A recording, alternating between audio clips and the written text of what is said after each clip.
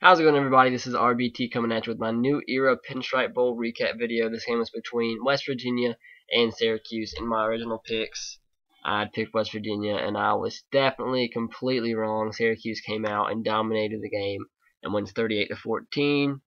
The game was actually close in the first half, but then in the third quarter, Syracuse just went off, scored 23 points, and just put the game away. It's kind of strange because both teams had to resort from their traditional style of offensive play because both teams usually throw the ball around about 40 times a game, but weather conditions didn't allow that. It was snowing, it was a blizzard.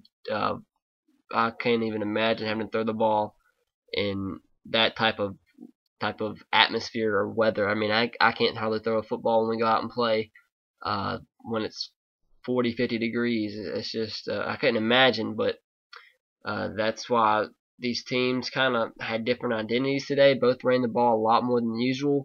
Syracuse actually ran the ball 65 times for 369 yards, and what's ultimately led them to victory. I mean, they ran the ball very, very well. West Virginia not so much, ran it 33 times for only 88 yards. And I mean, if that's the case, Geno Smith is going to have a huge game, and he didn't. He was 16 of 24, 197 yards. They only had 285 yards total. Syracuse had 511. And an insane stat, West Virginia didn't convert a third down all game. And that is why I don't believe Geno Smith should be considered a first-round pick. He just cannot convert on third downs. He's very inaccurate, can't play in good weather or in bad weather conditions. And I just don't think he's first-round talent. I think he might end up being a decent quarterback, but he's not the first overall draft pick. But some mock drafts, such as Walter Football, they state him to be. He's just not. If you're number one overall pick, you should be picking up teams like West Virginia and scoring 700 points a game in a game like this. You shouldn't be 0 for 10 on third down conversions. That's just not acceptable at all, no matter what level of play. Not converting a whole third down in a whole entire game is not going to win you the game. But he didn't throw a pick, but it's still not very accurate or didn't come up clutch. Syracuse actually turned them over twice, but like I said, they didn't have to run the ball. They didn't have to throw the ball much because they ran the ball very effectively. Ryan Nassib, who is, I think, will be a better pro prospect than Geno Smith in the long run, was 12 of 24, 134 yards, 2 touchdowns, and a pick. He is the best quarterback that you have not heard of. He's a great quarterback. But like I said, Geno Smith, 16 of 24, 197 yards, 2 touchdowns. Prince Gully had an insane game, both catching the ball and running the ball.